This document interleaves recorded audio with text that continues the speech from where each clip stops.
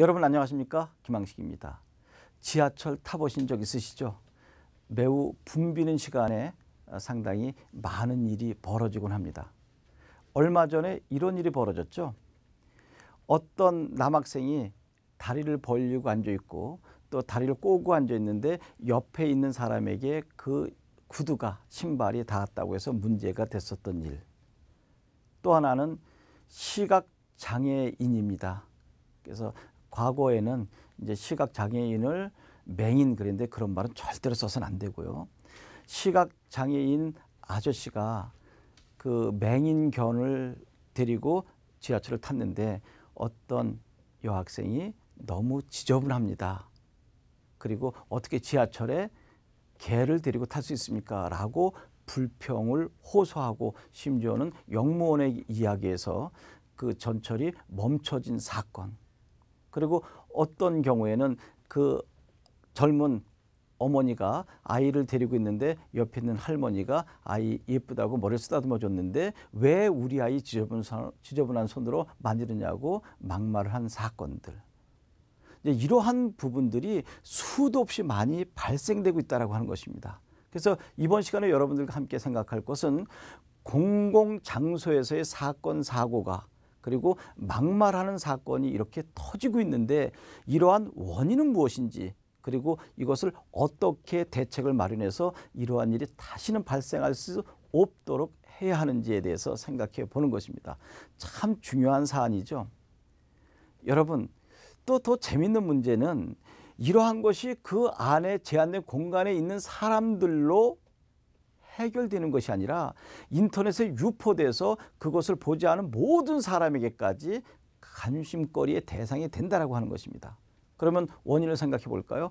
그럼 무엇 때문에 할머니가 우리 딸 아이를 만졌다. 할머니의 지저분한 손으로 비위생적인 행위를 했느냐라고 외치는 그 아이 엄마는 어떤 생각에서 그랬을까?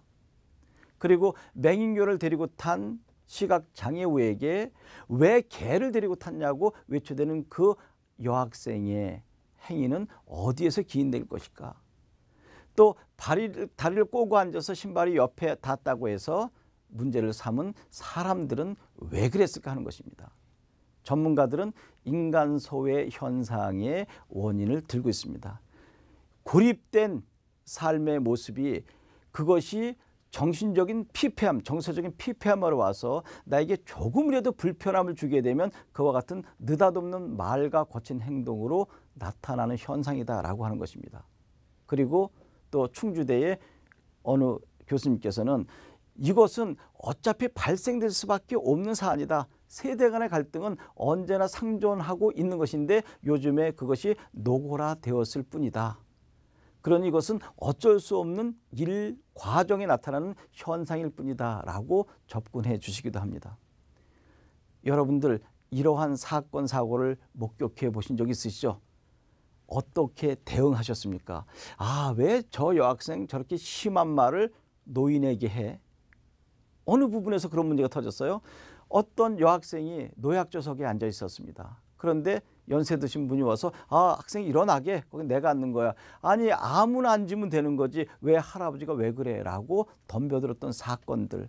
이것을 동료 학생으로서 바라봤다면 저 학생이 잘못된 것일까요? 아니면 저 학생이 분명히 피곤해서 앉았었을 텐데 할아버지가 저 학생을 끌어내려서 심한 행동을 한 것은 아닐까라고 두둔해 주어야 할 것인가 하는 부분입니다. 여러분 물론 우리 젊습니다. 그래서 자리에 앉아 있을 수 있죠. 그런데 젊고 건강한 사람일지라도 특수한 상황에 처해 있을 수도 있습니다. 몸살 감기가 심하게 있어서 설 수 없다든지 아니면 다리에 엄청난 통증 또 허리에 통증이 있어서 겉으로 볼 때는 멀쩡하지만 앉아 있을 수밖에 없는 경우라든지 아니면 심신이 너무너무 피곤해서 서 있을 수 없는 상황에 특수한 상황이 있는데도 불구하고 겉으로 볼 때는 젊다는 것 하나만으로 왜 노약자석에 앉아 있어? 왜 너는 자리에 앉아 있으면서 노약자에게 양보하지 않아? 라고 하는 문제들이 발생될 수 있거든요. 이러한 특수한 상황이 고려된 상태 속에서 이야기가 된다면 큰 문제가 없을 텐데 그런 것들을 어떻게 고려하면서 살게 되겠습니까? 여하튼 이러한 불상사가 끊임없이 벌어지고 있는 이 현상을 여러분들이 지켜보면서 어떤 생각을 했느냐 하는 것 매우 중요하죠. 그리고 생각을 뛰어넘어서 어떠한 행동을 적극적인 행위를 통해서 그와 같은 사건이 더 일어나지 않게 했는가라고 하는 것도 반성해 볼 필요가 있는 것입니다. 여러분, 이러한 사건 사고를 도대체 어떻게 해결해야 될까요?